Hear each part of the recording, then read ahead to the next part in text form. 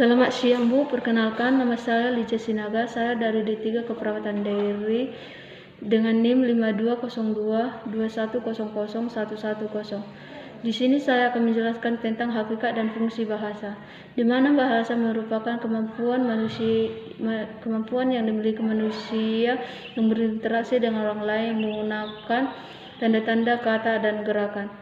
Di dalam bahasa terdapat sarana yaitu interaksi sosial, yaitu intensitasnya yang diakui. Di dalam bahasa terdapat sifat-sifat bahasa yaitu sistematika, manasuka, manusiawi, produktif, dan dinamis. Contoh manusia bahasa yaitu bahasa yang digunakan oleh pengguna, hanya manusia yang dapat menggunakan dan mengembangkan bahasa. Contoh bayi yang baru lahir yang sering tumbuh bisa dapat berbicara, belajar bunyi-bunyi yang hanya manusia yang bisa, karena hewan hanya mempunyai insting dalam berbicara. Contoh produktif manusia adalah makhluk yang berakal budi, contoh penemuan kata bapa.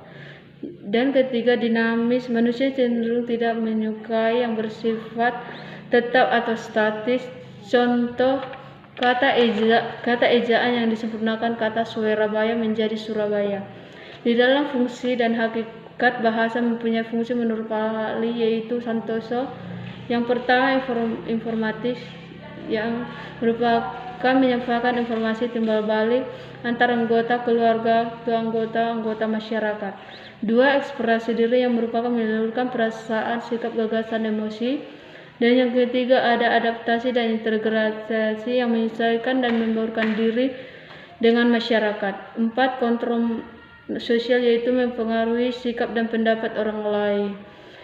Di dalam hakikat dan fungsi bahasa menurut Holiday yaitu instrumental yang memperoleh sesuatu. Dan yang kedua, regulatoris yang menggunakan perilaku orang lain. Dan yang terakhir yaitu interaksional yang merupakan berinteraksi dengan orang lain.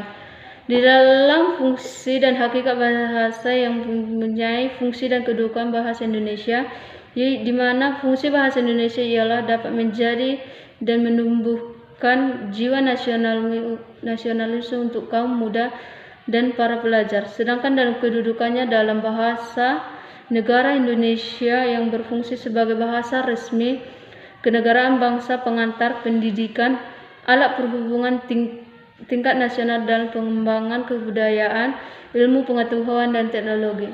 Sekian dari presentasi saya tentang hakikat dan fungsi bahasa. Jika ada kata-kata yang tidak baik, mohon dimaafkan. Selamat siang Bu, terima kasih.